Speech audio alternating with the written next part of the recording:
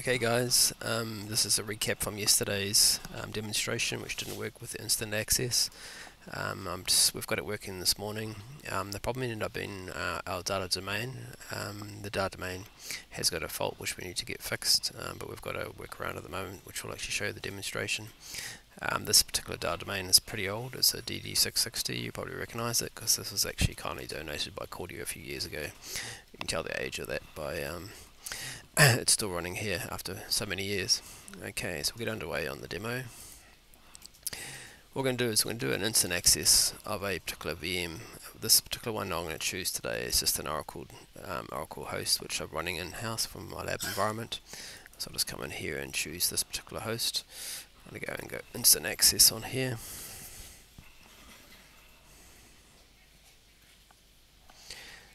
Choose the version. Click next on here and just wait for the acknowledgement to go OK on here.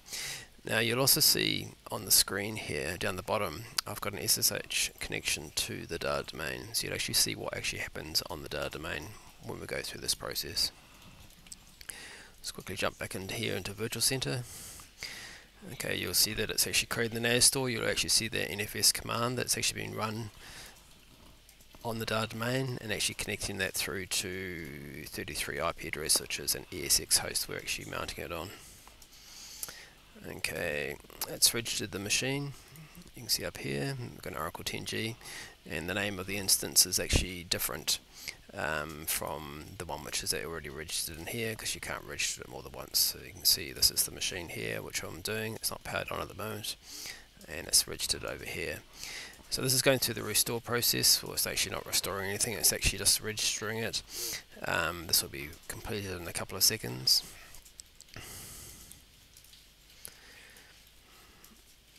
And then we've got an option, got a few options, so it's finished now. So this machine is ready to be powered on. We could actually edit this and actually take it off the network adapter which is on, just for test purposes. I'm going to leave it as connected. It's in our lab environment. And I'm going to power this box on.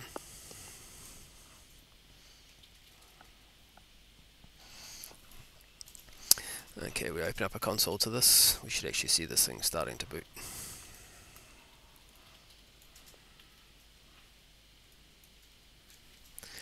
Okay, it's an older operating system. I know this is end of life actually of July this year. We'll upgrade this, my old environment, to 2008. Okay, once this machine is booted, this would be able to be accessed by end users accessing this Oracle database. And so this is actually running on the data domain. And what most customers would do, they possibly do this for a proof of concept where the DR process is working, or it could be in a true DR scenario where they want to be able to get this up and running quite quickly for users to gain access.